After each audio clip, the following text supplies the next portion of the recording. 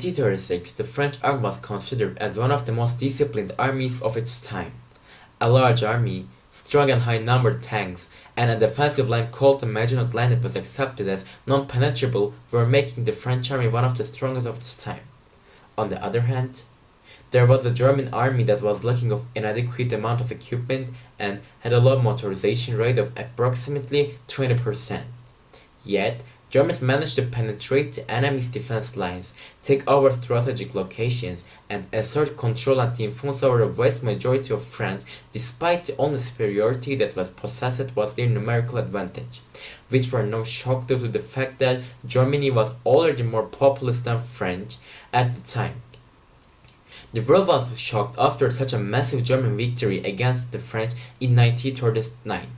The main question we have here is, how did Germans manage to pull this off? How did the Americans manage to defeat such a superior army with better allies and resources to supply it? Well, everything started in September 1939, when the French declared war on the Germans. Although there were rage on the seas, no real move was made until April 1940. And this period is called the Funny War due to very low military activity in Western Europe. The first surprise of the war game was when the Germans became the first country to charge, as the German soldiers started to enter Belgium. Soon, the Benelux countries capitulated.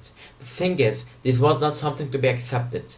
It was accepted that the French would be the ones that would charge, not the Germans. As the Germans attacked, the French started to implement defensive military policies.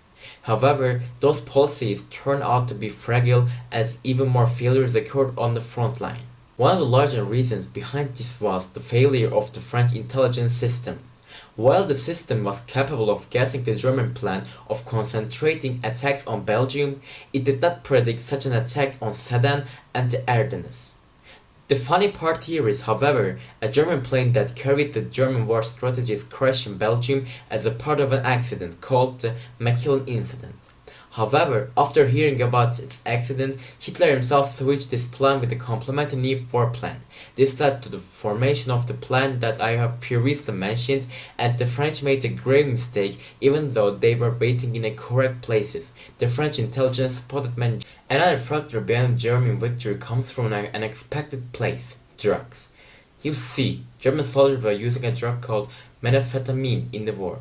And this drug was really effective during the German offensive due to the fact that it made the German soldiers more effective, energetic, active, and also ruthless against the enemy. Many Germans were scared of the war due to their previous failure in World War I. However, upon taking this drug, German soldiers had no frightening thoughts left in their minds, and this ultimately led to them being extremely successful when the offensive were ongoing. It must also be mentioned that the Germans did not really oppose taking this drug as it's pretty popular, and this drug was actively supported by the Nazi government despite their frequent disregard for the usage of the other types of drugs. With all of those factors combined, the French ultimately failed in the war and capitulated in a matter of 6 weeks. Today, this war is accepted as a great German victory and one of the most important wars of World War II. This war must be seen as an example of how to make a superior militarity lose against a weaker one. This is how to lose a war. As always, big thanks to all of our subscribers. If you want to see more content from us, please like this video and click the subscribe button below the video. As always, it was Hassel Times.